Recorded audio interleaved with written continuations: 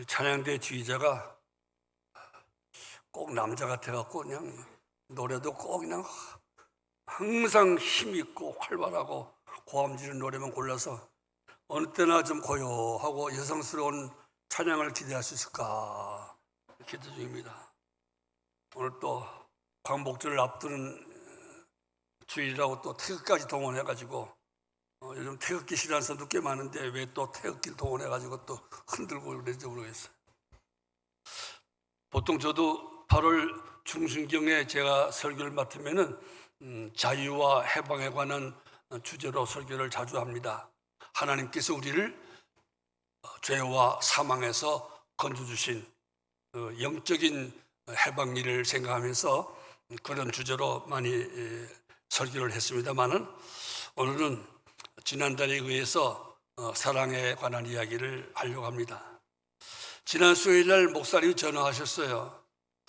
휴가 중인데 왜 전화했나 했더니 김봉순 군사님의 큰아들이 세상 떠났다고 수요일날 발인 예배, 추가 예배를 제가 좀 해줄 수 없나 그래서 제가 하겠다고 그랬습니다. 저한테 맡겨놓고 목사님은 그냥 휴가지에 있을 줄 알았더니 또 오셨더라고요. 또 와서 또 내가 추가 예배 한 다음에 성남 장례식장에 또 학원 예배까지 드리고 그 다음에 또 휴가 가는지 휴가 포기했는지 모르겠습니다. 이번 주가 또 가죠 한번요. 참 목사님 휴가 가기도 힘들어요. 저도 옛날에 이곳에 왔을 때 2004년인가 5년인가 몇십 년 만에 제가 안식년 휴가를 맡아가지고 한 달인가 두 달인가 정말 몇십 년 만에 안식년 휴가를 맡아서 말레이시아 코타키나발루로 휴가 갔어요. 우리 한 사람 둘이서 한 달인가 두 달인가 받고 좀 편히 쉬고 좀 오래간만에 한번 은퇴하기 전에 한번 나도 한번 안식년 누리고 은퇴하겠다 마음 먹고 갔는데 근데 그냥 가 있는 동안에 우리 또 부목사님 돌아가셨어요. 부목사 돌아가셔갖고는 전화가 왔어요. 그래서 또 왔어요. 그러니까 뭐 그냥 또 다시 돌아갈 수도 없고 또 그냥 그랬습니다만 그때 우리 장로님도 우리 노회 목사님들한테 아이고 목사님 몇십 년 만에 휴가 가셨는데 연락하지 말라고 노회 다른 목사님도 있고 우리 교회 다른 부목사님도 있고 노회 목사님 있으니까 우리 교회 자체적으로 예배를 드리자고.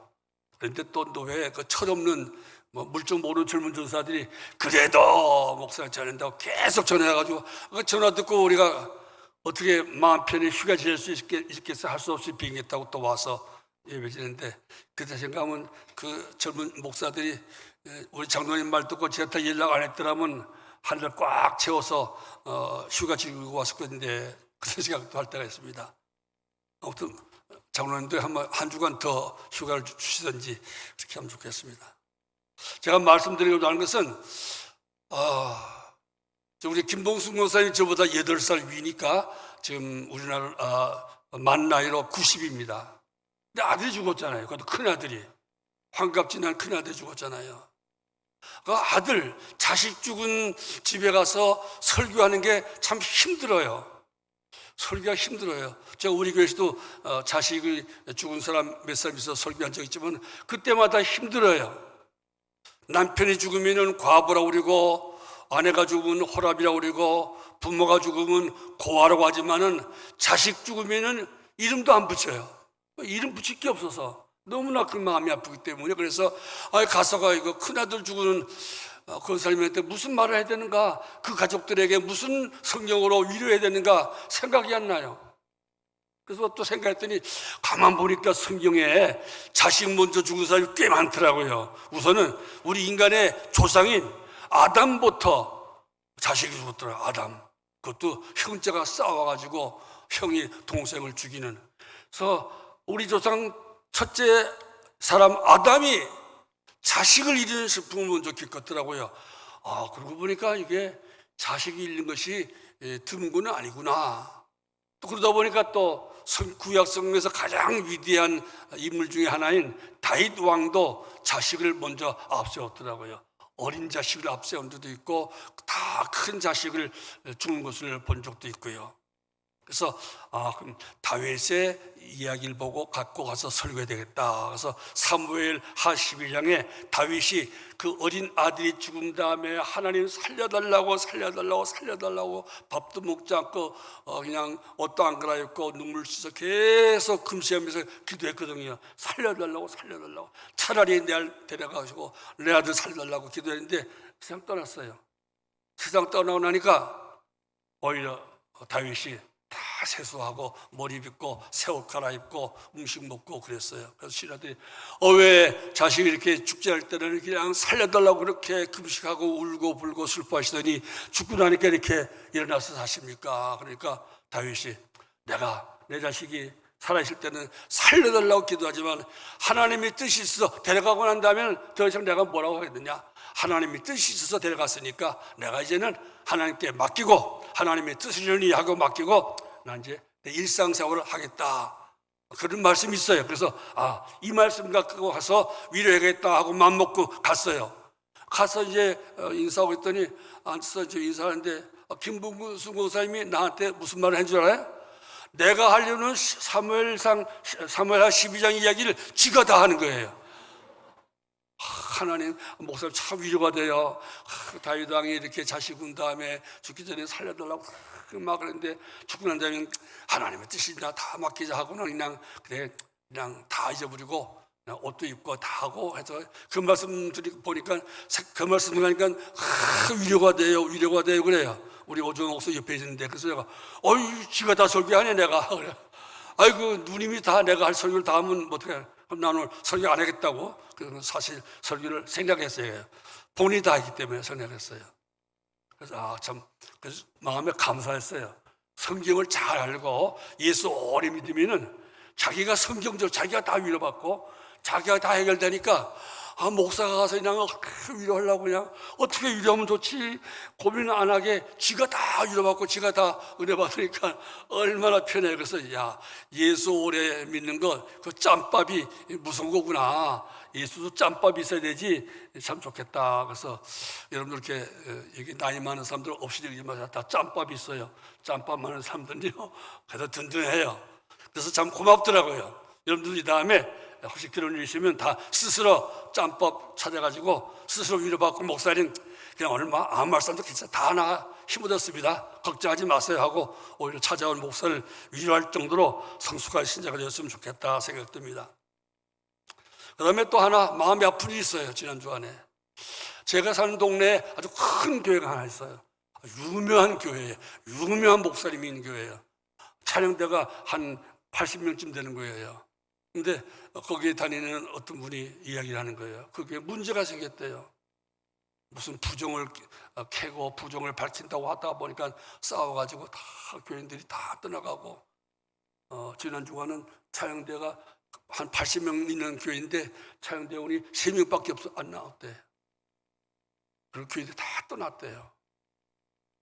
왜 그런 거 했더니 교회에 무슨 문제가 있는데 그걸 밝힌다고 밝힌다고 막 네가 오르냐고 서로 싸우다가 다 떠났대요. 너무나 마음이 아파요. 그 목사님이 너무나 얼마나 마음이 아플까 그 생각 잘 안 했어요. 목사 하나니까. 근데 그 1000명, 2000명 되는 그 교인들이 그렇게 뿔뿔이 흩어지면서 얼마나 교인들이 마음이 아팠을까. 얼마나 마음이 아팠을까. 그러면서 더구나 오늘 말씀을 생각했습니다. 저는 그 근본 원인이 하나님의 사랑이 없다고 보거든요. 하나님의 사랑이 메말라서 사랑이 메말리면 부딪히면 찔찔 소리가 나고 불꽃이 튀고 피가 나고 그러거든요. 사랑이 있으면 그래 안 가는데 사랑 없는 교회는 저렇게 될 수도 있구나. 저렇게 될 수 있구나. 그러면서 이렇게 생각했어요. 우리 종교 가운데 제일 싸움이 많은 종교가 무슨 종교인 줄 압니까? 기독교입니다. 종교 가운데 기독교가 제일 많이 싸웠어요. 제일 전쟁을 많이 일으킨 국가가 기독교 국가, 기독교인들끼리 했어요. 왜 그럴까요? 제가 늘 말한 것처럼 우리가 믿는 하나님은 사랑의 하나님이신데, 하나님은 그 본체가 사랑이신데, 하나님의 말씀인 이 성경 전체의 주제가 사랑인데, 예수님은 그 하나님의 사랑을 이 땅에 보여주시려고, 우리에게 하나님의 사랑은 이런 것이다 하는 것을 보여주시려고 침뱉음을 당하시고 뺨을 맞으시고 채찍을 맞으시고도 말씀도 안 하시고 정말 억울하지만 십자가에 못 박혀 돌아가시면서, 내가 마음만 먹으면 하늘에 있는 천군 천사들 데다가 다 멸망시킬 수 있고, 나의 원수, 나를 이렇게 모독한 자를 다 죽일 수 있지만은 그렇지 않노라. 나는 하나님의 사랑을 위하여, 하나님의 사랑이 무엇인가를 나타내기 위해서, 모든 죄인들을 구원하기 위해서 나는 이렇게 내 힘을 다 포기하고 내 능력을 다 포기하고 이렇게 죽는다 하는 것을 보여주시기 위해서 십자가에 돌아가셨는데, 그 예수님을 믿는 그 십자가를 내세우는 기독교 국가, 기독교 지도자들은 엄청나게 많이 싸웠어요. 하나님의 이름으로, 예수님의 이름으로, 진리의 이름으로, 정의의 이름으로. 왜 그랬을까요? 왜 그랬을까요? 저는 이유를 딱 알아봅니다.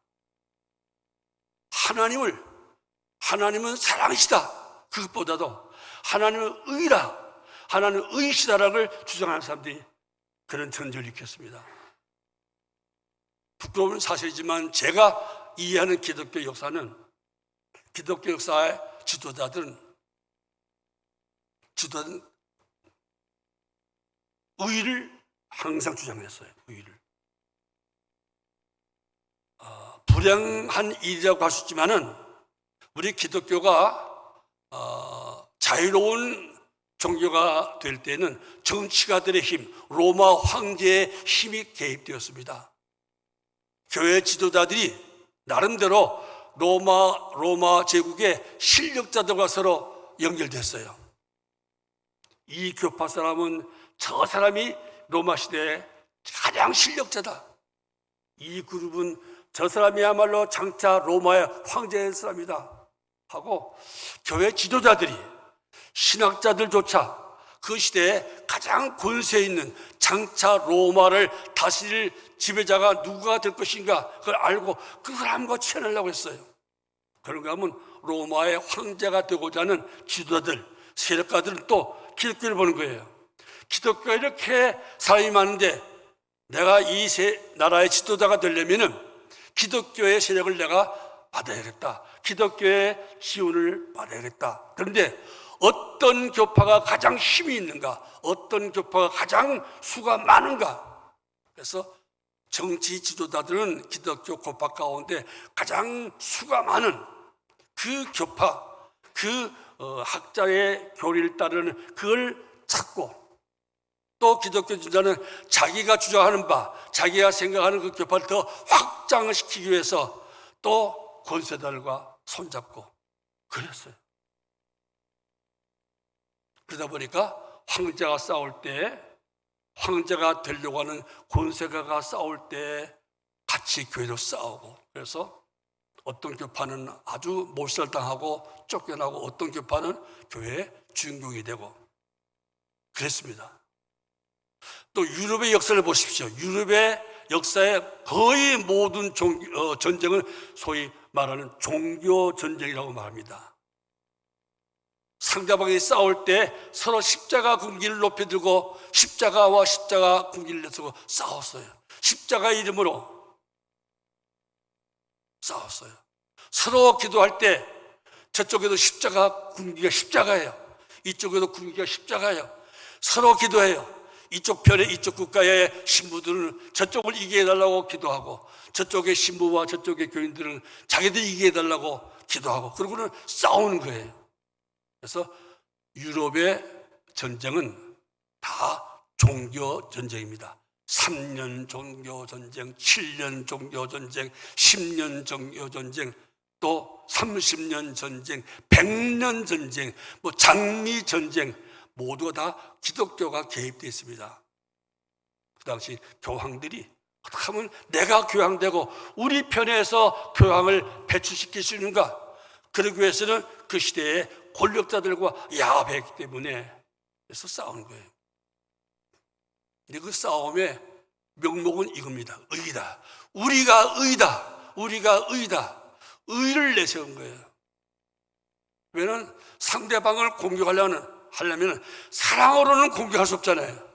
내가 사랑하기 때문에 널 죽인다, 그렇게 말을 할 수 없잖아요. 상대방을 죽이고 상대방을 멸망시키고 내가 이기고 내가 권력 잡으려면 뭘 내세울 수 있겠어요? 허울 좋은 이름이 의예요. 우리는 정의고 너희는 불이다. 같은 예수 믿는 사람이지만 우리는 바르게 믿고 너희들은 바르지 못하게 믿는다. 우리의 교리는 성경적이고 너희의 교리는 성경적이 아니다. 사랑을 빼놓고 의를 내세우고 교리를 내세운 거예요. 그래서 여러분들에게 의를 제가 별로 말하지 않습니다. 교리를 별로 말하지 않으려고 했습니다.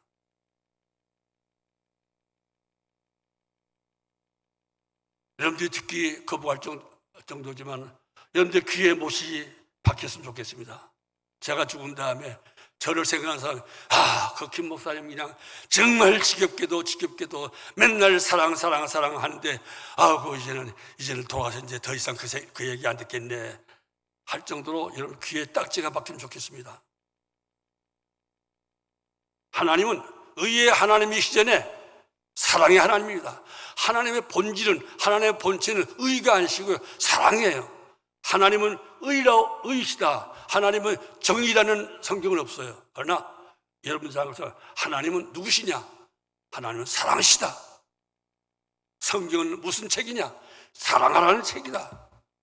예수님의 계명은 무엇이냐? 내 자신을 사랑하는 것처럼 내 이웃을 사랑하라.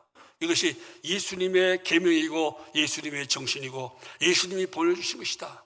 성령님은 어떤 분이신가? 우리에게 사랑하게 할 수 있는 능력과 동기를 주시는 사랑의 영이시다. 온통 기독교는 사랑 천지예요.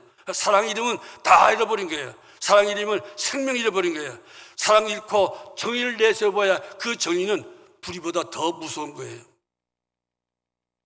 제가 말한 그 큰 교회가 그렇게 교회가 분열되어서 80명 성가대가 3명밖에 안 나올 정도 된 게 왜 그렇겠습니까? 물론 문제가 있겠지요. 내 교회 내에서 사랑을 아끼려는 것보다도 정의를 내세우려다 보니까, 정의를 이루려고 하다 보니까 그렇게 그 큰 교회가 풍지박산되고 그 교인들이 얼마나 피눈물을 흘렸겠어요. 누군가는 내가 정의를 이루었다. 정의를 이뤘지만 이게 교회가 풍지박산 날지라도 내가 정의를 외쳤으니까 어쩔 수 없다. 그럴 수가 있겠습니까? 저는 그렇지 않다고 생각합니다.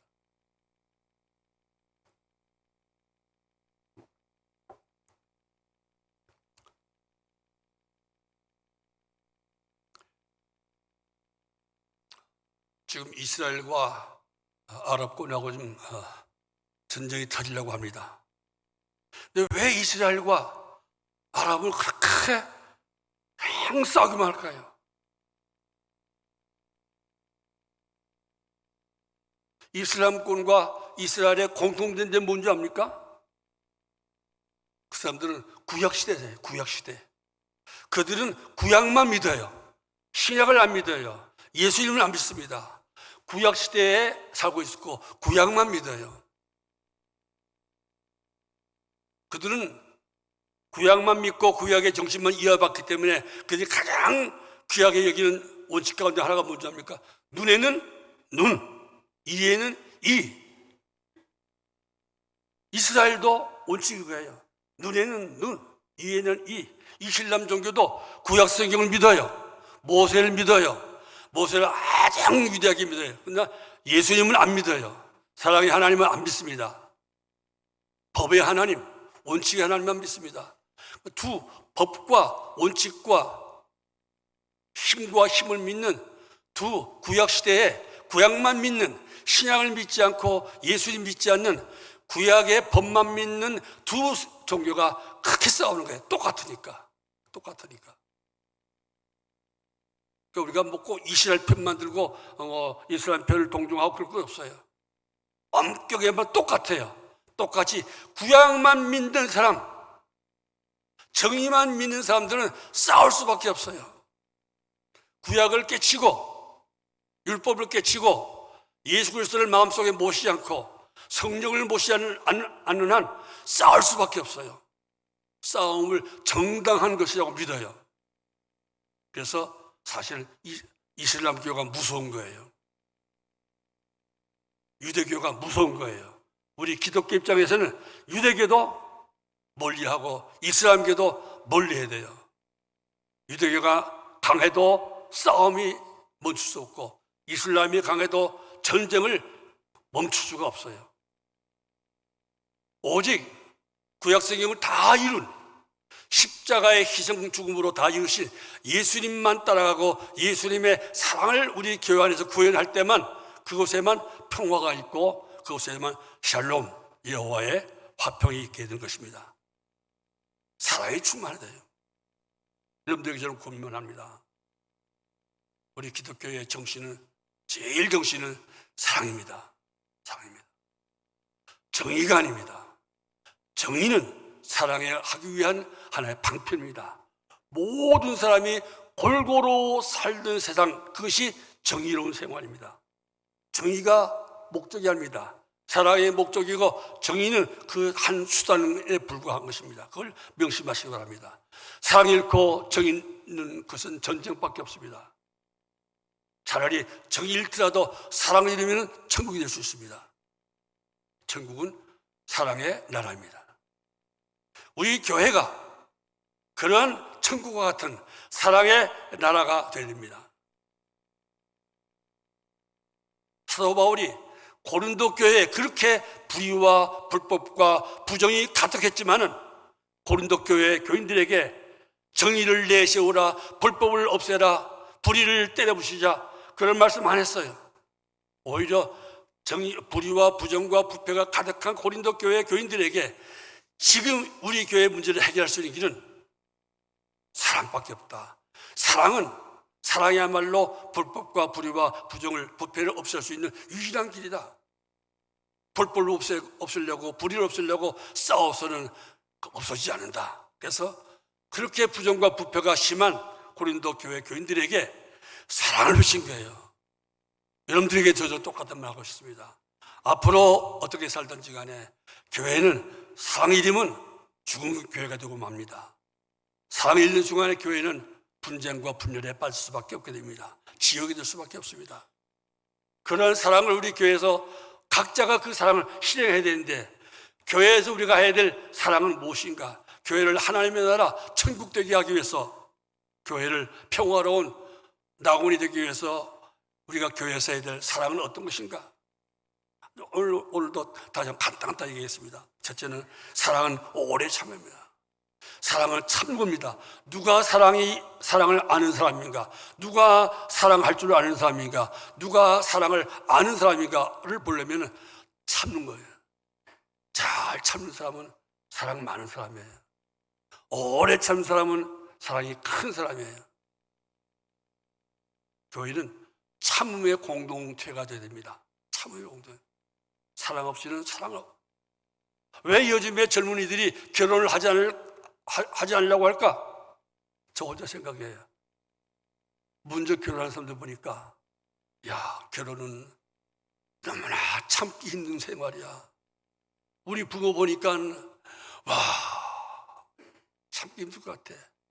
우리 선배 결혼하고 부부싸움하고 아이 기르려고 전쟁하는 거 보니까 자식 하나 기르는 것, 남편 노릇하는 것, 아내 노릇하는 것, 이거 참지 않고는 결혼 생활 못한 거야. 자기를 보니까 나는 못 참을 것 같아. 참을 자신이 없어서 결혼 못하는 건 아닌가, 그런 생각이에요. 자식 하나 기르려면 얼마나 참아야 됩니까?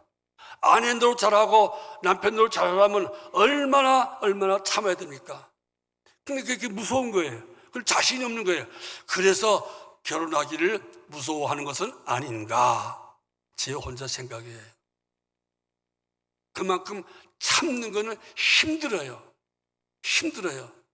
그러나 사랑은 그 힘든 걸 참는 거예요. 나와 다른 사람, 나와 생각이 다르고 감정이 다르고 취미가 다르고 뜻이 다른 사람을 참는 거예요. 그리고 반대로 그 뜻을 존중하고 그 사람의 기분을 알아주고 맞춰주고, 이게 참는 거예요. 근데 조금만 참지 말고 3-4번만 참아줘 하고, 3-4번 참았어 이제는 폭발해 하고 하지 마시고 300번이라도 3,000번이라도 오래 참읍시다. 참는 곳에 복이 있습니다. 참는 곳에 사랑이 충만하고 하나님 나라가 이루어질 것입니다. 부디 여러분들 성령 충만하고 예수 충만해서 참으시기 바랍니다. 예수님이 십자가에서 얼마나 참으셨습니까? 예수님이 그런 말씀 하지 않습니까? 내가 지금이라도 하늘에 있는 12군단의 천군은 얼마나 힘이 셉니까? 하늘의 군대를 내가 동원해서 나를 이렇게 못 살게 하고 나를 모독하는 사람 다 내가 멸망시킬 수 있다. 그러나 안 한다. 자기 힘을 죽이시고 힘을 감추시고 죽지 않습니까? 내가 원수갚을 만한 능력과 힘과 말빨도 세지만은 주님을 위하여, 교회를 위해서 참는 거예요. 하고 싶은 말도 참고 성질도 참고 오래 참는 게 자기에게도 복이 있고 교회에도 복을 끼치고 하나님께 영광 돌립니다. 사랑으로 오래 참으시길 주의 이름으로 축원합니다. 둘째로 사랑은 온유하며 온유란 말은 한문으로 보면 따뜻한 온자, 부드러울 유자예요. 헬라 온유를 이렇게 온유로 번역해서 뜻이 있을 거예요. 온유한 게 뭔가? 사랑은 온유하며, 사랑은 이웃과 대할 때 따뜻한 느낌을 줘요. 따뜻한 느낌, 부드러운 느낌을 주는 거예요. 저는 이 온유를 생각할 때마다 늘 사실 일종의 죄책감 같은 것이 있었습니다. 제가 제 거울을 봐도 제 음성을 들어봐도 너무나 온유하지 못한 거예요. 왜 나의 얼굴이 이렇게 좀 딱딱할까, 좀 냉정할까, 차이차할까. 심지어 저희 어머니도 그랬어요. 너는 정이 없다. 우리 둘째 동생은 정이 많아요. 그래서 우리 어머니를 보고는 아이고 큰아들은 좋긴 좋은데 정이 없다. 둘째는 병들고 아픈데 참 정이 많아. 그래서 우리 어머니 아플 때 외로울 때 이렇게 그러셨어요. 아유 둘째가 있었으면 좋겠는데, 둘째가 있으면 좋겠는데. 그 일 보자 막 울었어요. 어머니한테도 내가 정이 별로 없는 아들로 했더니 얼마나 어머니가 외로우셨을까. 또 어머니가 이렇게 나를 보고 정이 부족하다는데 우리 교인들은 얼마나 나에게서 정이 부족하다고 느꼈을까. 제가 그 일을 보고 어머니가 미안해서 울었고, 교인들이 얼마나 교인들이 내가 미안했는지 몰라요. 우리 모든 교인들에게, 내가 만난 모든 사람들에게 온유한 사람이다. 참 부드러워. 가까이 다가가기 쉬운 사람이야. 내 모든 억울함과 슬픔과 온통을 다 말해도 따뜻하게 받아줄 것 같아. 그런 삶이 되자 말입니다. 그런 삶이 되게 하려고 하나님이여 나에게 성령 충만하게 하시고 성령님이여 나를 사랑의 사람 되게 하옵소서 기도하시기 바랍니다. 그래서 온유한 사람 되게 바랍니다. 예수님께서 나는 마음이 온유하고 겸손하니, 그리고 뭐라고 해요? 수고하고 무거운 짐진 자들아 다 내게로 오라. 교회는 수고하고 무거운 짐진 자들이 오는 것이에요. 무거운 짐 수고를 좀 덜어보려고. 그런데 교인들이 온유해야 되지 않습니까? 목사가 온유하고 먼저 모든 교인들이 온유해야 우리 교회 온 사람들이 마음 편안하게 마음의 무거운 짐과 수고운 짐을 다 벗어놓지 않겠습니까? 여러분 모두 온유가 충만하신 온유한 신자가 되기를 주의 이름으로 축원합니다. 셋째로 사랑은 시기하지 않으며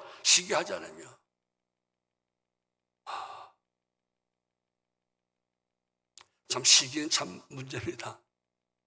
남이 잘 되는 것을 배합하는 것 같잖아요. 왜 우리가 얼마나 시기가 인간의 본성인지 우리가 옛날 나도 예수 안 믿는 사람들 이야기했잖아요. 사촌이 노는 하면은 배가 아프다고. 옛날에서 지금 우리는 사촌이 비록 가깝지 않지만 옛날에는 사촌만 해도 아주 가까웠어요. 아주 가까운 사이였어요. 되게 가까운 사이인데도 잘 되는 것을 그렇게 함께 축하하고 기뻐해 주기가 힘들다 이 말입니다. 그만큼 사람 마음속에 시기가 가득해요. 우리 인간 세상의 첫 번째 살인도 시기 때문에 그렇습니까? 가인이 아벨을 사랑하는 아들 하나밖에 없는 동생을 죽인 것도 시기가 돼요. 동생이 잘 되는데 형의 시기가 되어서 그걸 못 견뎌서 죽였지 않습니까? 그만큼 시기는 무서운 거예요. 그 시기를 죽일 수 있는 길은 사랑밖에 없습니다.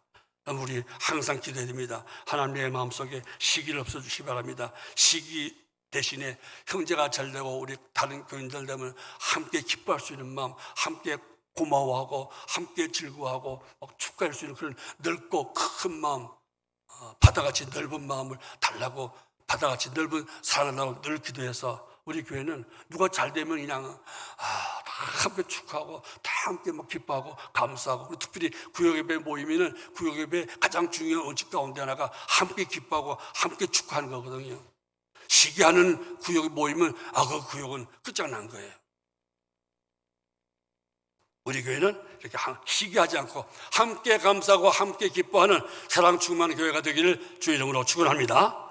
사랑은 자랑하지 아니하며, 지난번에 얘기했습니다. 참 우리는 다 자랑할 것 같아 다 많습니다. 자랑할 것이 없는 사람은 없습니다. 사실은 다 있습니다. 근데 자랑하면 다른 사람이 상처받을 수 있기 때문에 자랑을 다 절제하지요. 절제하기 좋습니다. 내 자랑을 받아줄 만큼 성숙한 사람이 많지 않으니까요. 그러나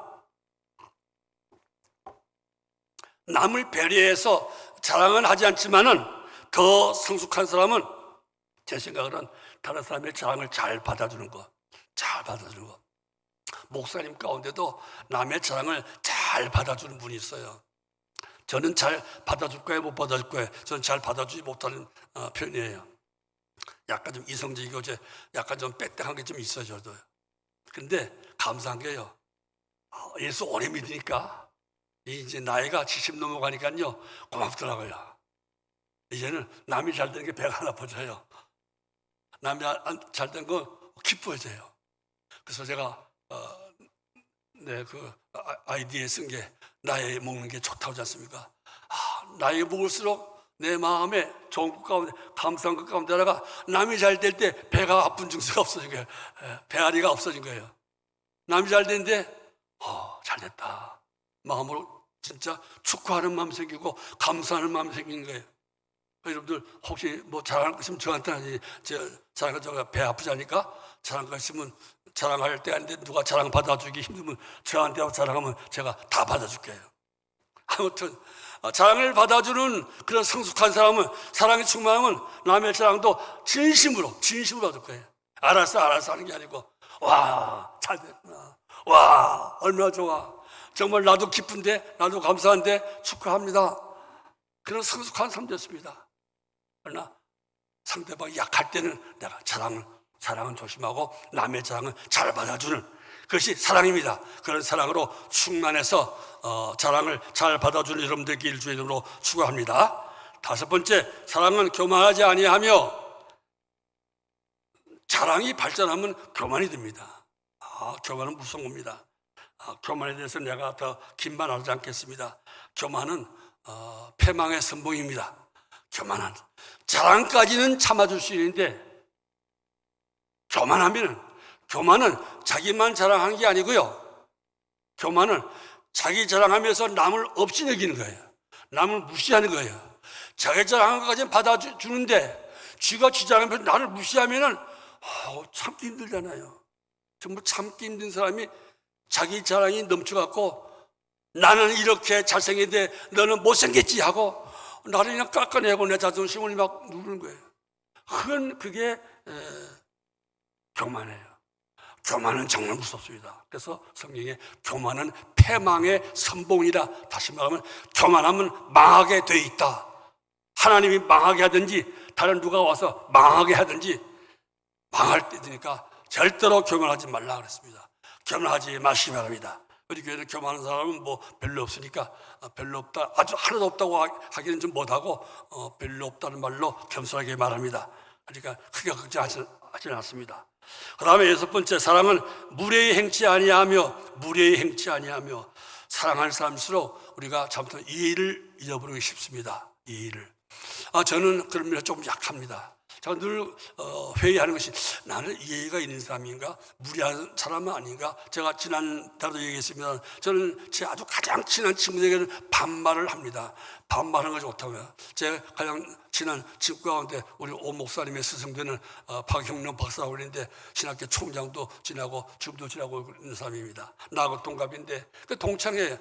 지가 아무리 뭐 총장이고 박사고 교수고 그래서라도 또 그 친구도 나보고 우리 서로 반말합니다.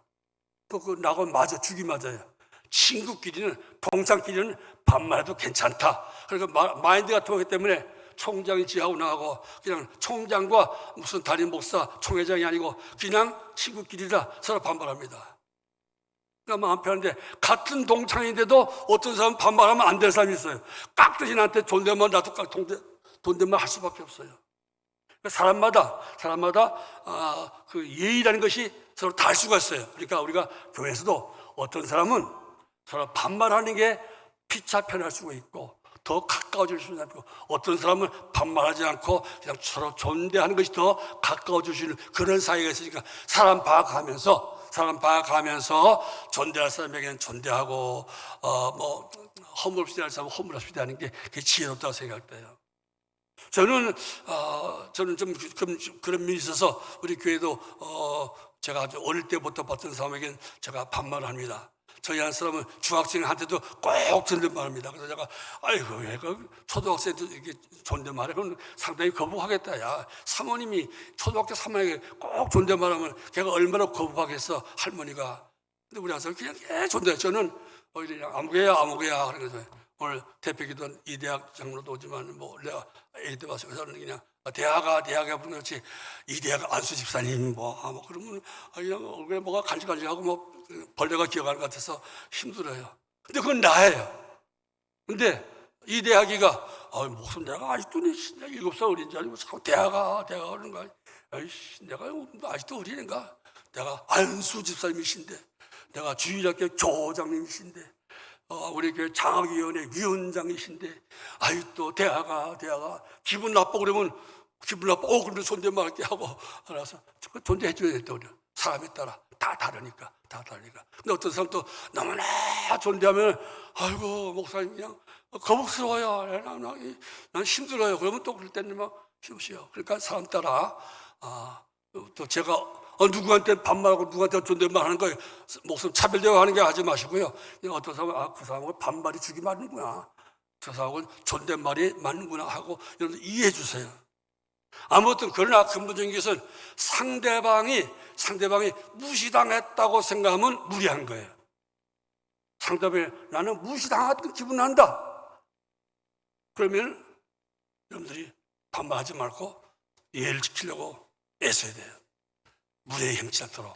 교회에서 잘못하면 예의 없는 행동이 있을 수가 있으니까 우리 모두가 조심해서 예의 바른 신자가 되도록 해야 되겠습니다. 7번째, 자기의 유익을 구하지 아니하며. 자기 유익을 구하는 것은 인간의 본능입니다. 그래서 자기 유익 구하는 걸 너무나 뭐라고 하지 마세요. 욕하지 마세요.